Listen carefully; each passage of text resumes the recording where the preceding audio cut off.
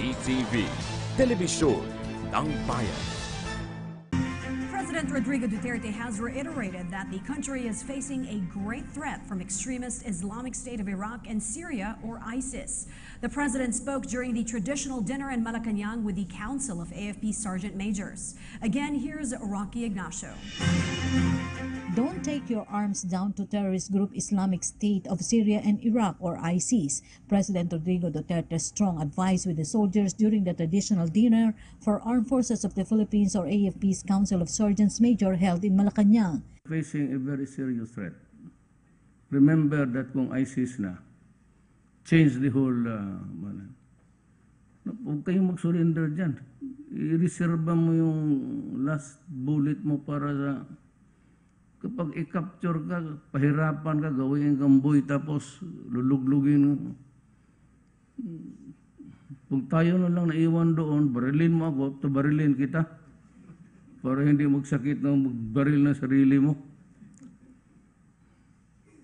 You know, the ISIS is an extremist. The Commander-in-Chief ordered government troops to be relentless in protecting the welfare of Filipino people against terror threat.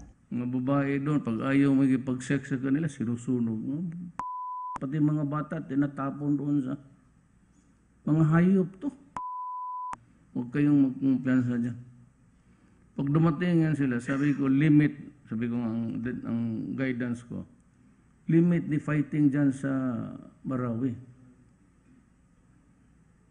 Huwag ninyong palabasin sa Marawi kasi kung mag-widespread yung ang gamit nila, putok-putok eh. Di mo, kasi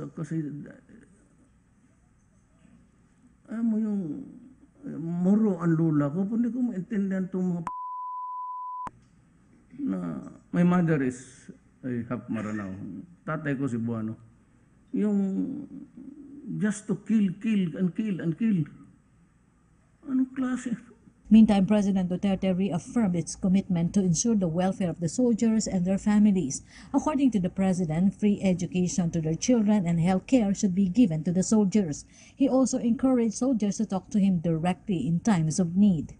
Ako immediate, ang tingin ko dyan is medisina, eskwela ng bata. Kasi masakit sa tao na magpagod siya, no? You know, he dies for this country. And yet, government cannot afford to help him educate his children.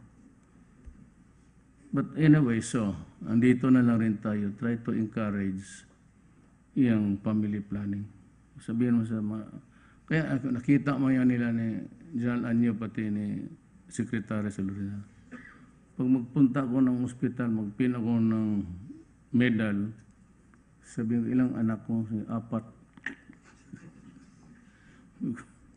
Dandahan ka lang bata kasi ang maiwan eh. Kaya yung magsabi may sunod, andyan si Delpino, ilang anak mo? 5, sir. Pag naman sa ospital, umuwi ka na, huwag ka na magsundalo. Arami mong iwanan. Sabi mo, totoo, sinasabi ko, huwag ka na magsundalo paglabas mo, umalis ka na. Yan lang kita ng trabaho. And of course, I hope it does not happen.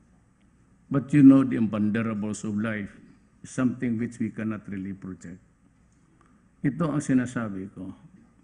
Pag ang byuda, automatic talaga yan may trabaho. Anywhere.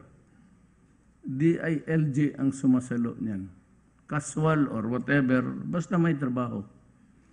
Pag sabi, automatic yan. Pag tanong ko, taga saan ka?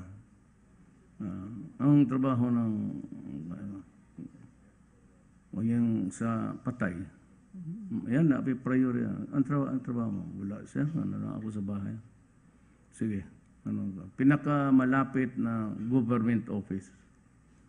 Tapos, aside from yung regular ninyo, may sinasali ko sila sa 4-piece. For PTV News, Rocky Ignacio.